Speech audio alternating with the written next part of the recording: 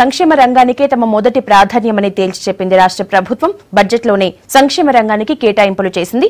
అన్ని సామాజిక వర్గాల జీవితాల్లో మార్పు తెచ్చేలా బడ్జెట్ రూపొందించామని అన్నారు ఆర్థిక మంత్రి ఈటెల రాజేందర్.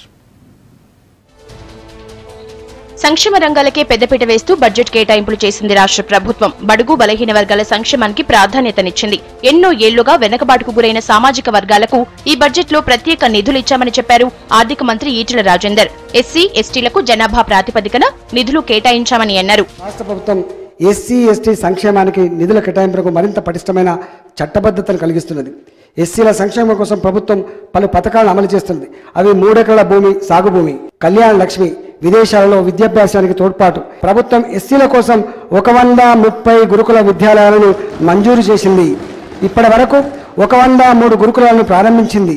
వచ్చే ఏడాది మరో 7 ఇటువంటి కళాశాలలు ప్రారంభిస్తున్నాం. ఎస్సీ ఎస్టీ సప్లాన్కు బదులుగా ఆయా వర్గాలకు జనాభా నిష్పత్తి ప్రకారం ఎస్సీల సంక్షేమం కోసం చేపట్టిన మొత్తం పథకాలకు 14,375.12 కోట్లు కేటాయించాం. ఎస్టీ సంక్షేమానికి మొత్తం కేటాయింపు 8,165.8 కోట్లు కేటాయించాం. అణగారిన వర్గాల జీవితాల్లో వెలుగులు నింపేందుకే తెలంగాణ తెచ్చుకున్నామన్నారు ఆర్థిక మంత్రి ఈటెల.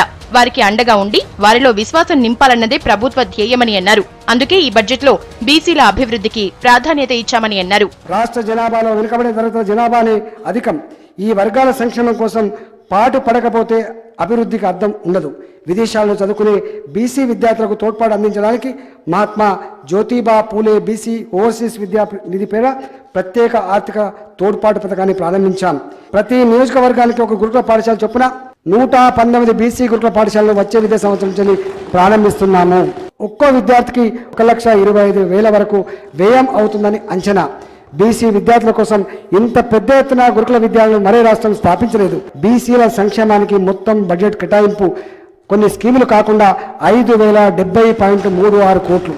రాష్ట్రంలో అత్యంత వెనుకబడిన కులాల సంక్షేమానికి రాష్ట్ర ప్రభుత్వం మొదటిసారిగా బడ్జెట్లో కేటాయింపులు చేసింది. ఎంబీసీలుగా పిలుస్తున్న ఈ కులాల వారికి చేద్దామంటే పని లేదు, దున్నుదామంటే మడి లేదు, సామాజిక భద్రత లేదు, అధికారంలో స్థానం లేదు. తమ బతుకులు ఏనాటికైనా మారకపోతాయని చెప్పి ఎంబీసీ కులాల బిడ్డలు ఎక్కని కొండలేదు, మొక్కని బండలేదు, దిక్కు దివాణం లేక చెట్టుకొకళ్ళు పుట్టకొకళ్ళై బతుకుతున్న ఎంబీసీలకు ఇన్నాళ్లకు కేసీఆర్ రూపంలో అసలు దొరికింది.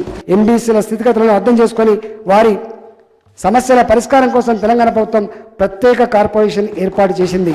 ఎంబీసీల అభివృద్ధి సంక్షేమం కోసం ఈ బడ్జెట్లో 1,000 కోట్ల రూపాయలు కేటాయిస్తున్నామని చెప్పడానికి సంతోషిస్తున్నాం. టీఆర్ఎస్ ప్రభుత్వం మొదటి నుంచి మైనారిటీల అభివృద్ధికి ఎన్నో పథకాలు తెచ్చిందని చెప్పారు ఈటెల. మొదటిసారిగా ఇమాం మౌజంలకు గౌరవ వేతనం ప్రవేశపెట్టిందని గుర్తు చేశారు. మైనారిటీల అభ్యున్నతికి చేపట్టబోయే పథకాలను కేటాయింపులను వివరించారు ఆర్థిక మంత్రి. మైనారిటీల ఆర్థిక అభివృద్ధికి అనేక చర్యలు చేపట్టింది. ఎస్సీ ఎస్టీ బీసీ విద్యార్థులు సమానంగా మైనారిటీ వర్గానికి చెందిన విద్యార్థులకు 1.08 లక్షల మందికి పోస్ట్ మెట్రిక్ స్కాలర్షిప్లు ఇస్తున్నది. మైనార్టీల కోసం 201 రెసిడెన్షియల్ పాఠశాలను మంజూరు చేసింది. ఇందులో 71 ఇప్పటికే ప్రారంభించబడ్డాయి. మిగతా వాటిని వచ్చే విద్యా సంవత్సరంలో ప్రారంభిస్తాం. మొదటిసారిగా ప్రభుత్వం ఇమామ్స్కు మౌజమ్స్కి నెలకు 1,000 రూపాయల గౌరవ వేతనం ప్రవేశపెట్టింది. వచ్చే ఆర్థిక సంవత్సరం నుంచి ఈ గౌరవ వేతనాన్ని 1,500కు పెంచుతున్నది. దీని ద్వారా 10,000 మంది లబ్ధి పొందుతారు.